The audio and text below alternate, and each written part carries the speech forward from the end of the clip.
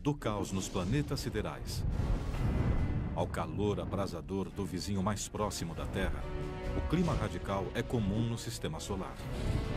Também enfrentamos extremos aqui na Terra, mas nada comparado às mais repentinas, torrenciais, poeirentas e brutais tempestades extraterrestres. O clima no espaço. Na Terra, o Sol dita o nosso clima. E, às vezes, o faz de forma violenta. Quando frio e calor colidem na atmosfera, cuidado. Isso se aplica ao clima local e ao global. Mas as tempestades em outros planetas são mais intensas, severas e estranhas que suas similares na Terra. Por que disso? Devido ao Sol? Se não for isso, o que mais alimenta sua fúria? As leis básicas da natureza, as regras do jogo, são basicamente as mesmas em todo o sistema solar. Mas cada planeta disputa o jogo de modo próprio. Neste momento, em Marte, o planeta inteiro está sendo coberto pela poeira.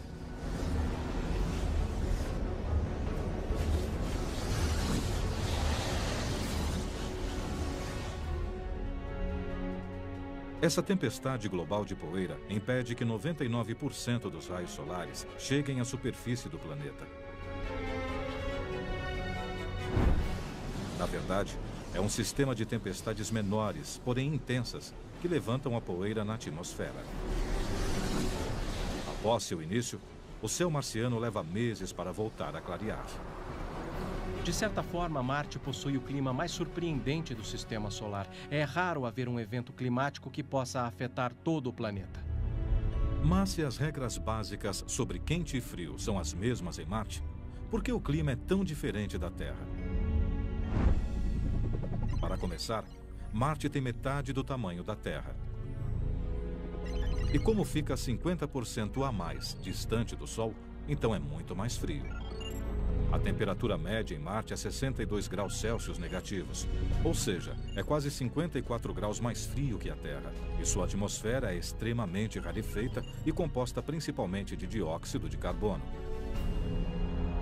Mas talvez a diferença mais importante seja essa. Marte é um enorme deserto. Como seria a Terra sem água? Bom, haveria muita poeira. Não há água líquida na superfície de Marte e há muito pouca água na atmosfera. Não há como conter a poeira. Na Terra, as tempestades de areia são localizadas e passageiras. A razão para essa diferença em escala é que as tempestades geram seu próprio clima em Marte, enquanto na Terra elas acabam dependendo do clima ao redor dela. Em outras palavras, na Terra, o sistema climático global gera tempestades de areia.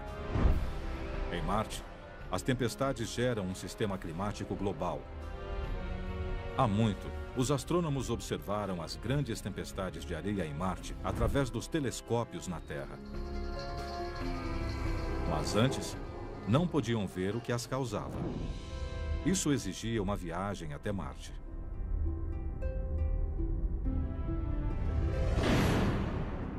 Em 2003, a NASA pousou 2 veículos, chamados Spirit e Opportunity, na superfície marciana. Sua missão? Aprender mais sobre a geologia do planeta vermelho. Os engenheiros da NASA sempre presumiram que, à medida que os 2 veículos percorressem a superfície marciana, a poeira se acumularia nos seus painéis solares. Se caísse muita poeira da atmosfera, ela cobriria os painéis e logo o Sol não chegaria à sílica. Achamos que isso aniquilaria os veículos Spirit e Opportunity. Só que isso nunca aconteceu. Os veículos não pararam como era esperado. Conforme a poeira se acumulava nos painéis, de algum modo, algo a removia. Mas como isso era possível? Os engenheiros da NASA permaneceram perplexos até os próprios veículos revelarem o culpado. os redemoinhos marcianos. Foram os redemoinhos que salvaram essa situação. Eles chegaram e limparam os painéis solares bem na hora em que esperávamos começar a ter problemas. Há belas fotos que mostram os redemoinhos cruzando a atmosfera marciana, soldados espectrais deslocando-se à distância. Na verdade, o redemoinho é uma convecção, ou forma extrema de ar quente ascendente. O ar quente quer subir e faz isso como a água ao descer pelo bueiro. Esse ar sobe para as partes mais frias da atmosfera. Sempre que o ar mais quente, que é menos denso, sobe através do ar mais frio, que é mais denso, ele rodopia à medida que sobe. A convecção pode ser muito possante, forte o suficiente para erguer objetos. Na Terra, ele suspende a umidade, e é assim que as tempestades se formam. Mas em Marte, não há umidade. Então ele levanta poeira seca e escura, gerando enormes tempestades de areia. Uma vez no ar, as nuvens de poeira marciana absorvem a luz do Sol e aquecem a atmosfera. Isso aumenta a convecção, erguendo ainda mais poeira. Isso gera mais ventos que levantam mais poeira, que pode se espalhar por centenas de quilômetros ou até mesmo, em alguns casos, envolver todo o planeta. Como a atmosfera marciana é muito rarefeita, não demora muito para que o ciclo entre em ação. Tem muita diferença entre a temperatura da superfície e a do ar, por isso a convecção é muito mais vigorosa. Em geral, a Terra não apresenta as temperaturas extremas de Marte. Mas às vezes, aqui e ali, nos desertos da Terra, a convecção pode se assemelhar muito à marciana, originando também redemoinhos. Já na Universidade Estadual do Arizona, Lynn Nicrace faz redemoinhos artificiais em laboratório para estudá-los melhor. Ele usa um gerador de vórtices e substitui o gelo seco mais leve por poeira. O que ele cria não é uma réplica exata de como os verdadeiros redemoinhos se formam, mas permite que vejamos como poeira e detritos são captados. Os redemoinhos naturais se formam de baixo para cima, já os tornados se formam de cima para baixo. Então, o mecanismo é ativado gerando o fluxo de ar, e à medida que esse fluxo dos ventiladores gira para o solo, forma-se um vórtice. Em outras palavras, o gerador de vórtice, basicamente um aspirador enorme, imita a ação giratória da convecção. Repare que há uma base mais branca de onde as partículas maiores do gelo seco estão sendo sugadas. O vórtice se comprime e se expande mais acima. O centro do núcleo é onde ocorre a maior parte da suspensão. Os redemoinhos marcianos têm sido úteis, mantendo os veículos limpos, mas não estariam afetando o resto do planeta? Alguns cientistas acham que eles são tantos simultaneamente e erguem tanta poeira na atmosfera que juntos desencadeiam essas tempestades de areia bem maiores. Eles geram padrões de vento. Numa área tem ar quente, em outra ar frio e o ar começa a rodopiar. Logo, a poeira é lançada sobre todo o planeta. Há dados que indicam que talvez ocorram mais de 100 redemoinhos diários por quilômetro quadrado em certas épocas do verão. O alcance dos redemoinhos pode variar de algumas centenas de metros até 10.000 metros de altura. Há redemoinhos imensos que jamais veríamos na Terra. Os grandes redemoinhos que ocorrem em Marte lembram os tornados aqui da Terra, que chegam a atingir quase 10 quilômetros. Eles são, de fato, sistemas monstruosos. Os redemoinhos da Terra não têm força para produzir esse tipo de caos aqui. Sorte nossa. Mas o que aconteceria com a Terra se uma gigantesca tempestade de areia, no estilo marciano, nos afetasse? Se houvesse tempestades de areia na Terra, do porte das que há em Marte, a cidade seria envolvida por uma névoa alaranjada. A qualidade do ar é prejudicada durante a tempestade. A poeira bloqueia o sol, interrompendo a fotossíntese. Sem as plantas, não há comida. E a temperatura cai. Há 65 milhões de anos, um asteroide pode ter atingido a Terra, gerando essas mesmas condições e aniquilando os dinossauros. Elas não vão ocorrer na Terra porque a chuva e a umidade se condensam sobre as telas de poeira, removendo-as da atmosfera. E é muito difícil que haja algo assim, dadas as condições climáticas da Terra.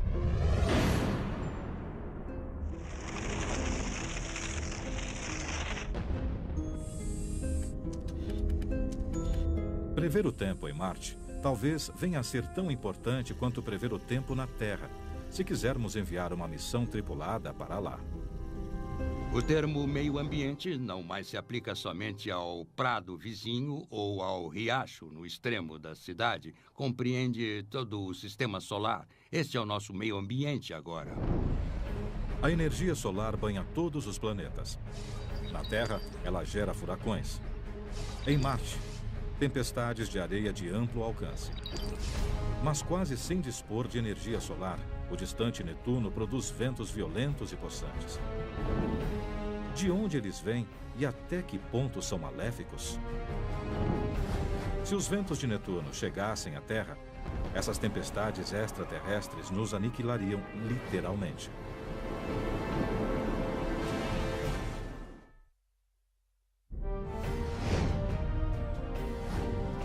A órbita de Netuno situa-se a quase 5 bilhões de quilômetros do Sol, no extremo afastado do Sistema Solar. Pouco sabemos sobre esse grande planeta azul. As fortes correntes de ar de Netuno chegam a 2.400 km por hora em sua atmosfera superior. Mas como? O Sol controla o clima na Terra e em Marte. Porém, ele mal chega aqui. A falta de luz solar significa temperaturas gélidas, uma média de 235 graus Celsius negativos. Se não há sol, nem calor, de onde vêm esses ventos incríveis? Um dos enigmas interessantes é que, conforme nos afastamos no sistema solar, aumenta a distância do Sol, mas os ventos não diminuem, continuam muito fortes. A energia dos ventos de Netuno tem uma origem, e os cientistas trabalham para entendê-la. A energia de Netuno, com certeza, não é alimentada pela radiação solar. Na verdade, a energia oriunda do planeta, detectada como calor por infravermelho, tem 2,5 vezes a energia do Sol. Então o planeta está gerando seu próprio calor, não do núcleo que é composto de rocha e gelo. Mas em volta desse centro gelado, há um manto de amônia, metano e água comprimidos por uma pressão enorme que gera toneladas de calor. Embora Netuno seja frígido por fora, por dentro ele emite muito calor. Esse calor talvez ajude a provocar os ventos de Netuno. Ainda assim, eles são fortes demais para virem apenas do manto.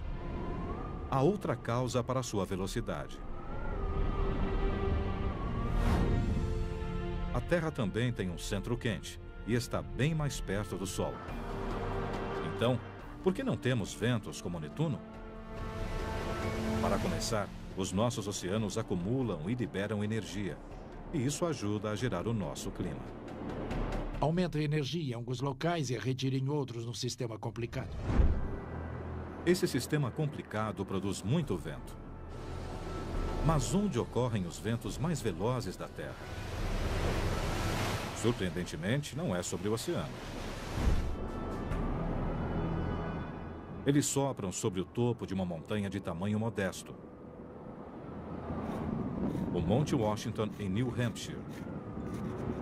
Os ventos mais fortes já observados por seres humanos sopraram aqui no Monte Washington, 371 km por hora, em 12 de abril de 1934. O Observatório do Monte Washington, uma instituição científica privada e sem fins lucrativos, é responsável por monitorar o clima no alto da montanha de 1916 metros. Esta estação meteorológica remota, acessível apenas por veículos para neve no inverno, mantém registros diários há 76 anos. Com certeza é um dos locais mais extremos do planeta. No inverno há ventos quase diários que ultrapassam 160 km por hora. Não tão extremos quanto os de Netuno, mas são fortes. Por que essa montanha, que tem 1/5 do tamanho do Everest, produz rajadas tão violentas? Estamos no local para onde convergem ventos de várias direções, oriundos do vale do rio Ohio, do vale do rio St. Lawrence e da costa leste. Todos convergem para esta área, no topo do Monte Washington. A mudança de elevação do leito do vale para o topo do Monte Washington é muito significativa para qualquer cordilheira. Ultrapassa 1.200 metros. O ar é forçado a ultrapassar o topo da montanha e, ao se comprimir sobre o topo, ele acelera. Eles o medem pontualmente a cada hora, 24 horas por dia, 7 dias por semana. Está soprando a mais de 160 quilômetros agora. O gelo se forma mais depressa sobre os instrumentos. Temos que remover esse gelo. Apesar do vento extremo, temos que fazer isso de hora em hora.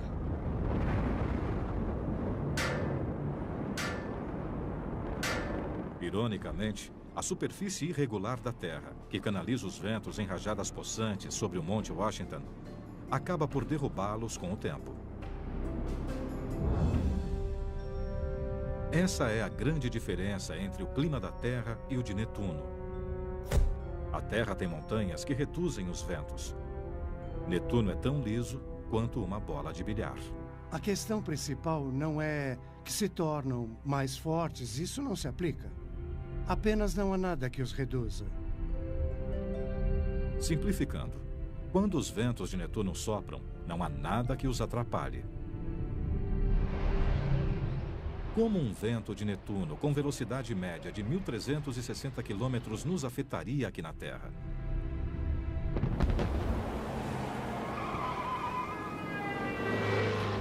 Na Terra temos ventos com força de furacão que chegam a 160 km por hora.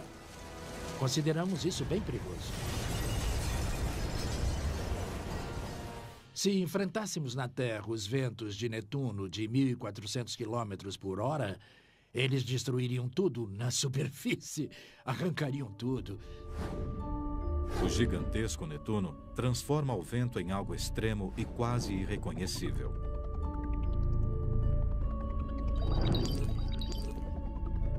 Mas, orbitando além dos anéis de Saturno, há uma pequena lua que faz a mesma coisa com a chuva.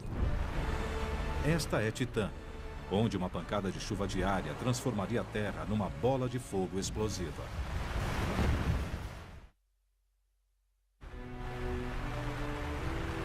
O dia está nublado e começa uma chuva fraca. Aqui na Terra, você pegaria seu guarda-chuva e consideraria isso ligeiramente inconveniente. Mas essa não é a Terra. Nem é uma chuva comum. Você está em Titã, uma pequena lua de Saturno. E sob esse aguaceiro químico, você precisaria mais do que um guarda-chuva para protegê-lo. As regras do clima na Terra, com certeza, não se aplicam aqui. Mas a Terra e Titã têm muitas semelhanças. Na Terra, temos uma superfície sólida, uma atmosfera protetora e bastante água. Tudo isso torna a vida possível no nosso planeta. Na verdade, não há nada que se compare à Terra no sistema solar. Mas Titã chega perto. Como a Terra, ela tem uma superfície sólida, e isso não é tudo. Titã tem uma atmosfera que, de modo geral, é bem similar à da Terra. Contém nitrogênio, assim como a atmosfera terrestre, e também é rica em material orgânico, como nossa atmosfera. Mas similar não significa igual.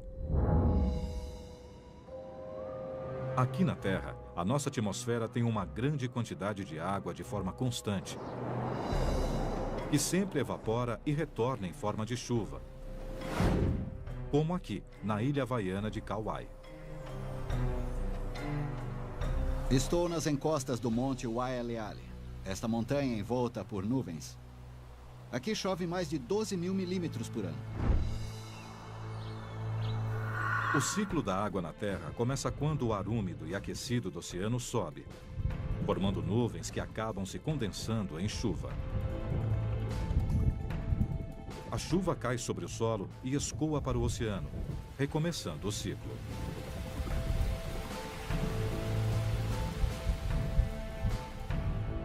Quando a água evapora, ela absorve a radiação solar. Ao se condensar, ela libera toda essa energia na atmosfera.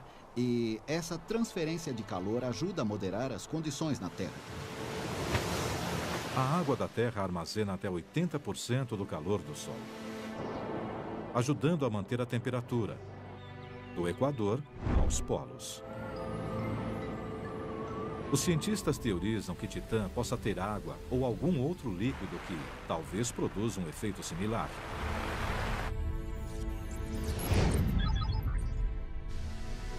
Em 2004, quando a sonda Cassini da NASA visitou Saturno, encontrou provas relevantes que corroboram essa ideia. Se fôssemos a Titã e observássemos a paisagem, veríamos algo de certa forma bastante familiar. Veríamos grandes montanhas e vales que foram entalhados por líquidos correntes. De fato, quando Cassini passou sobre a enevoada Titã, seu radar rastreou a superfície abaixo. Os cientistas viram canais cortando a superfície, assim como fazem os rios na Terra. Alguns com 1.400 quilômetros de extensão. O primeiro forte indício de líquido em Titã. Há grandes massas líquidas na superfície de Titã. Em nenhum outro lugar do Sistema Solar, a não ser na Terra, há algo assim. Será que a água, o líquido que entalha as montanhas e vales da Terra, também estaria deixando seus traços na superfície de Titã? Ou seria outra coisa? O problema é que Titã está muito distante do Sol. Se fosse água, estaria congelada. Faz 180 graus Celsius negativos em Titã, e as coisas lá não se comportam como na Terra. Devido ao frio intenso, o metano, que é um gás na Terra, é um líquido em Titã. Um mistério resolvido. Mas só porque o metano é um líquido na superfície de Titã, não significa que faça parte de um ciclo climático como a água na Terra. Como saber se esse metano também cai do céu de Titã? Essa resposta está envolta em mistério, literalmente. Titã é recoberta por uma espessa névoa com partículas de fumaça, semelhante a um dia ruim em Los Angeles. Apesar da névoa, a sonda Cassini, mais uma vez, revelou a resposta. Vemos as nuvens superiores e indícios de chuva porque as nuvens precipitam-se de repente. Hipoteticamente, trata-se de uma chuva. Chuva de metano. Achamos que Titã tem monções de metano. Também achamos que, às vezes, a chuva é tanta que pode entalhar rios e deixar grandes depósitos fluviais na superfície. As imagens do radar da Cassini também revelaram grandes mares de metano na superfície de Titã. Quando há metano líquido na superfície, num lago, por exemplo, esse metano pode evaporar e se transformar em gás metano na atmosfera. Há um ciclo do metano entre a fase líquida e a fase gasosa e entre a superfície e a atmosfera. É bem similar ao ciclo da água na Terra. Mas o metano é um gás inflamável. Então, por que Titã não pega fogo? Qualquer combustão exige duas coisas: combustível, e o metano é um combustível, e o oxigênio, que inexiste em Titã. Temos um grande recipiente de combustível, mas nenhum oxigênio para queimá-lo. É tudo muito estável.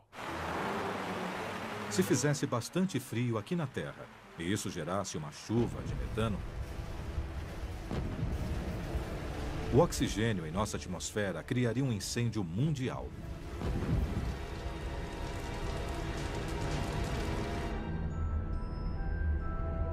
Felizmente para nós, isso não vai acontecer.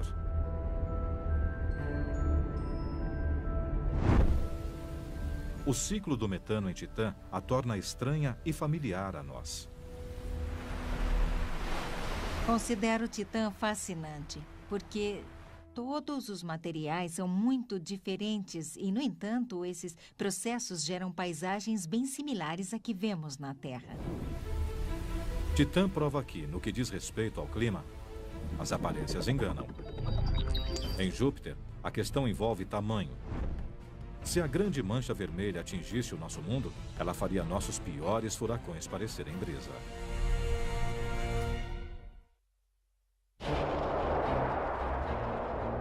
Essa é a maior e a mais antiga tempestade do Sistema Solar. E o fenômeno característico mais famoso de Júpiter. Tem até um nome próprio: a Grande Mancha Vermelha.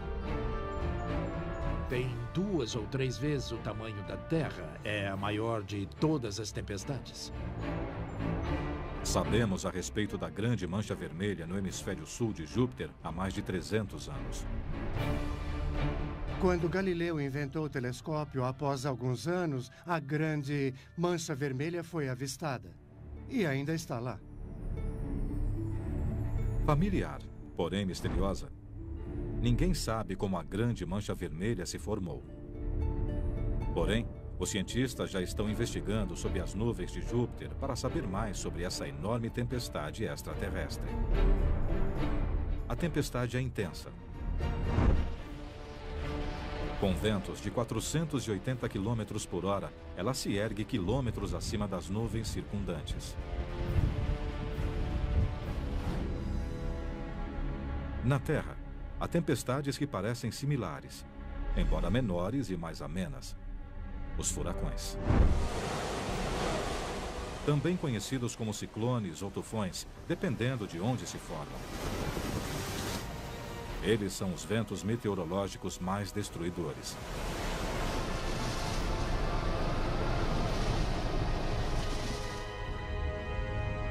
No entanto, há mais do que uma ligeira semelhança entre os ciclones da Terra e a Mancha Vermelha de Júpiter. Se olharmos a Terra do espaço, um furacão apresenta um padrão amplo e giratório. É circular e gira. Júpiter exibe padrões amplos, circulares, nebulosos, que também giram. A similaridade acaba aí. No furacão, nós temos um núcleo interno chamado o olho do ciclone tropical. É uma região de ventos muito calmos, sem nuvens, com cerca de 10 ou 20 quilômetros de diâmetro. Longe do núcleo fica a parede do olho. São áreas nebulosas com muita chuva e, à medida que nos afastamos, há uma região de algumas centenas de quilômetros com ventos e chuva muito fortes. Os furacões extraem força do calor em nossos oceanos. Mas Júpiter não tem oceanos. E o Sol não está perto o bastante para causar uma tempestade tão grande quanto a Grande Mancha Vermelha. Então, de onde viria a sua força? Parte da resposta está no tamanho de Júpiter. É o maior planeta do Sistema Solar, quase tão grande quanto todos os outros planetas juntos. Essa massa gera uma forte atração gravitacional, que, por sua vez, gera calor interno que sobe para a superfície. Outra peça do quebra-cabeça pode ser a rotação hipersônica de Júpiter. Apesar de ser bem maior que a Terra, os dias em Júpiter duram só 10 horas. Em outras palavras, ele gira incrivelmente depressa. Será que a energia oriunda desse giro vertiginoso alimenta a Grande Mancha Vermelha? O clima é dominado por esse giro veloz. Há ventos cruzados entre diferentes latitudes. E esse fenômeno, além de todo o calor que sobe do interior desse planeta enorme que tem 290 vezes a massa da Terra, gera tempestades violentas. As tempestades de Júpiter e da Terra rodopiam num formato espiral familiar. Na Terra, isso se deve a um efeito chamado força de Coriolis. Estou no Polo Norte e quero jogar uma bola para um amigo que está em Los Angeles. Se eu jogar a bola nessa direção, a Terra vai girar e ela vai parar no meio do Pacífico, e não em Los Angeles. É como se a trajetória fosse desviada para a direita.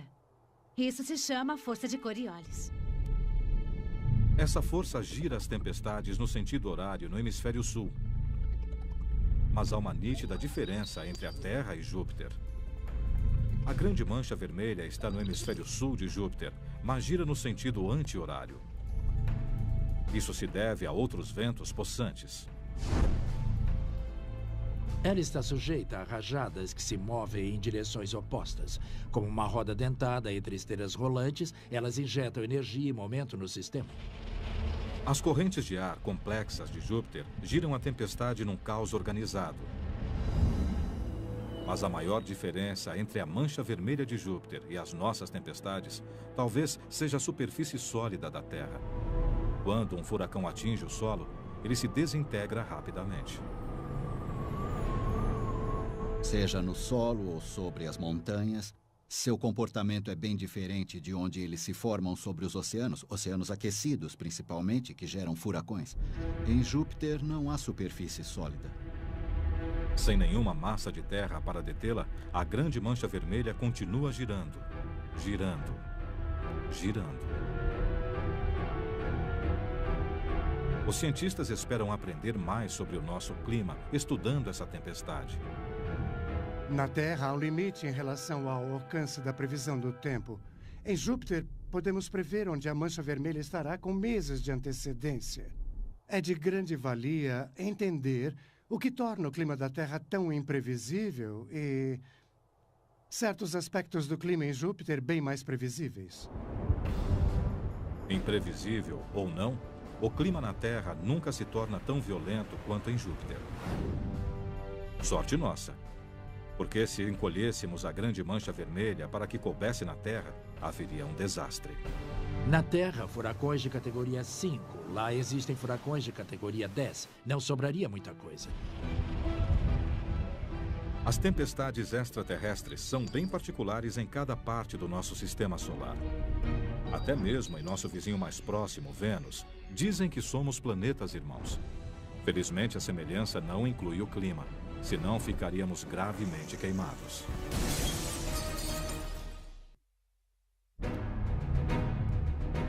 Vênus pode ser nosso vizinho mais próximo, mas, de algum modo, seu clima é radicalmente diferente do nosso. O segundo planeta, a partir do Sol, é uma mistura de aterro de lixo tóxico com o Vale da Morte. Só que pior. Acho que seria quase uma definição planetária do inferno. A temperatura é de 480 graus Celsius.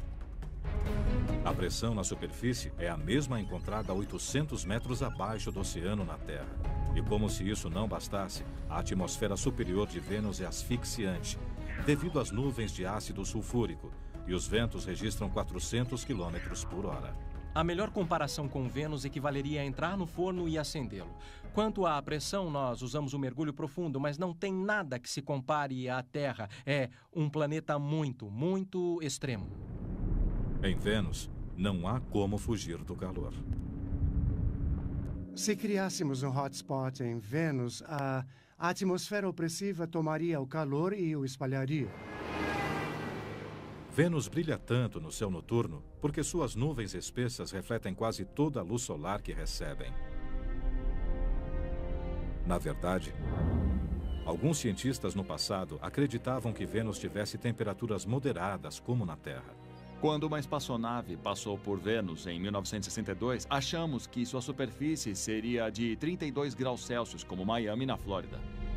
Era um equívoco tremendo. Há algo mais atuando em Vênus. Mas o quê? Por que Vênus não esfria assim como a Terra? Na Terra, por exemplo, a luz do Sol atinge sua superfície. A Terra aquece um pouco, mas o oxigênio e o nitrogênio da atmosfera não obstruem a luz. Ao ser liberada pelos raios infravermelhos, ela atravessa a atmosfera e vai para o espaço. Mas em Vênus, a atmosfera contém 97% de dióxido de carbono, dando um significado novo ao efeito estufa. É extremamente difícil para a superfície expelir sua energia. Vênus nos ensinou uma lição. O gás inerte ou gás estufa pode esquentar demais a atmosfera. Mas por que Vênus tem bem mais CO2 na atmosfera que a Terra? Os dois têm muito em comum. São até chamados de planetas irmãos. São quase do mesmo tamanho. Têm praticamente a mesma quantidade de carbono e há bilhões de anos ambos tinham muita água. Mas eras atrás, suas trilhas misteriosamente divergiram. Na Terra, a água fomentou a vida. A Terra possui a maior parte do seu carbono em formas de vida, nas árvores, nos animais. Mas se tirarmos todo o carbono que está nas rochas próximo à superfície e o queimarmos ou liberarmos, nós criaremos uma atmosfera bastante semelhante à de Vênus. A grande proximidade de Vênus com o Sol tornou-o quente demais para sustentar a água líquida. Então, sua água evaporou na atmosfera, aprisionando o calor depositado pelo Sol e criando um efeito estufa descontrolado. Uma vez na atmosfera, as moléculas de água ficaram expostas aos raios solares ultravioletas que as desintegraram. A comunidade científica só reconheceu a importância do efeito estufa ao constatar que em Vênus fazia 480 graus e não apenas 32. Foram necessárias várias missões fracassadas a Vênus para entender isso. Na década de 1960, os Estados Unidos e a União Soviética enviaram sondas não tripuladas até as proximidades do planeta e a sua superfície. Não demorou muito para que Vênus as destruísse e as queimasse. Depois, em 1981, a sonda soviética Venera 13 estabeleceu um recorde de sobrevivência na superfície de Vênus. 2 horas e 7 minutos. Ela foi capaz de tirar fotos e amostras da superfície antes de ser vencida pelo calor. Ela encarou um calor de 480 graus Celsius. E após um tempo, ela acabou assada. Um dia, os cientistas esperam enviar uma sonda a Vênus que sobreviva ao ambiente infernal e nos ajude a confirmar a teoria sobre a forma como esse planeta se diferenciou. Se as circunstâncias fossem ligeiramente diferentes, esse planeta irmão poderia ser nosso irmão gêmeo.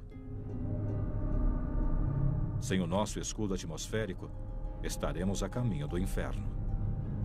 Quando o aquecimento chegasse a 200 graus Celsius, começaria a sair fumaça. E bem antes dos 480 graus, a Terra entraria em chamas devido ao oxigênio. Após a evaporação dos oceanos, o carbono aprisionado em rochas no leito do mar cozinharia. E durante milhões de anos, reentraria na atmosfera. Se voltássemos à Terra após algo assim acontecer, encontraríamos um planeta parecido com Vênus. Estamos muito longe de uma mudança tão drástica, mas é desalentador olhar para o planeta irmão da Terra e constatar a trilha tão diferente que esse planeta percorreu. Então, forças cósmicas transformaram Vênus num churrasco planetário.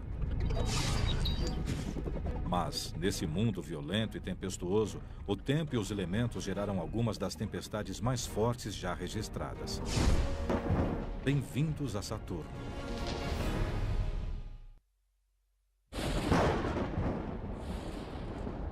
Raios cortam o céu. Esse violento sistema climático chega a ser maior que os Estados Unidos, agredindo a atmosfera com os raios mais fortes já vistos. Só que esses raios não são visíveis, pois eletrificam os céus de Saturno. Apesar da força desses raios, os cientistas não conseguem vê-los, em parte devido aos anéis brilhantes de Saturno. Os anéis são tão brilhantes que, se estivéssemos do lado escuro de Saturno, lá estaria bem mais claro que a Terra sob a lua cheia. E Saturno também esconde seus raios dentro de nuvens espessas e sufocantes de amônia.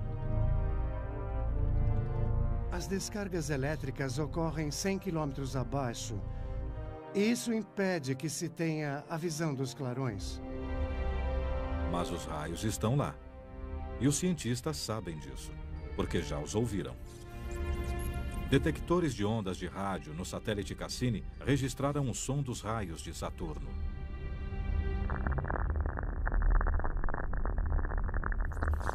Dá para você ouvir a estática causada pelo raio assim como num rádio AM aqui na Terra. Essa estática revela a força dos raios que não conseguimos ver. Podemos medir a energia dessas ondas sonoras e compará-la com a energia captada pelo rádio quando ocorre uma grande tempestade na Terra. As de Saturno são grandes e mais intensas, talvez 100 vezes mais. Os raios da Terra podem ajudar os cientistas a entender como são as tempestades em Saturno. Dentro das nuvens de tempestade na Terra, assim como em Saturno, correntes ascendentes levam a umidade para o alto, formando gelo. Esses cristais de gelo roçam uns nos outros, ficam com carga positiva e são atraídos pelas gotículas de água com carga negativa mais abaixo na nuvem. Isso prepara o terreno para uma descarga de energia potencialmente forte. Após a separação das cargas que se acumulam intensamente, há quem pense que a força possa chegar a 100 milhões de volts. E a nuvem precisa liberar essa energia. Em Saturno, ocorre o mesmo numa escala muito maior. Na verdade, as descargas são 100 vezes mais fortes que as da Terra. Ou seja, a eletricidade equivale a 10 bilhões de volts. As tempestades no hemisfério sul de Saturno alcançam milhares de quilômetros e podem durar até um mês. Mas os cientistas não sabem ao certo o que torna as tempestades de Saturno mais intensas e longas. Talvez isso se deva à atmosfera supersaturada de Saturno. Comparativamente, o fato de haver mais água na atmosfera de Saturno talvez potencialize as tempestades. Mais gotículas de água significam mais fricção, ou seja, raios maiores. Mas a energia que emerge do planeta também pode contribuir para a força das tempestades de Saturno. O fato é que o corredor de raios em Saturno situa-se num local onde os ventos sopram mais devagar. Se nos aprofundarmos na atmosfera, os ventos serão os mesmos. É um local onde a energia liberada mais abaixo pode chegar à atmosfera superior sem ser desviada. Isso permite que as tempestades sejam organizadas. A atmosfera da Terra não é assim. Embora nossas tempestades possam ser violentas, não são nada em comparação com as de Saturno. Mesmo uma super tempestade modesta em Saturno seria devastadora aqui.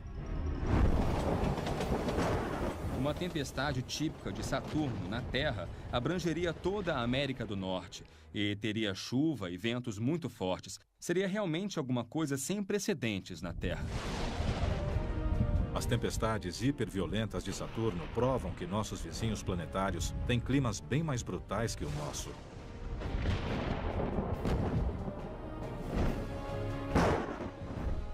Mas as leis da física que criam as tempestades de Saturno são as mesmas leis que criam o nosso clima. Grandes tempestades de areia, ventos implacáveis, raios mortais, furacões violentos e calor escaldante. Conforme aprendemos mais sobre as condições extremas de outros mundos, compreendemos como o nosso planeta imprevisível funciona. E o que enfrentaremos se e quando nos aventurarmos por outros planetas e desafiarmos suas estranhas tempestades.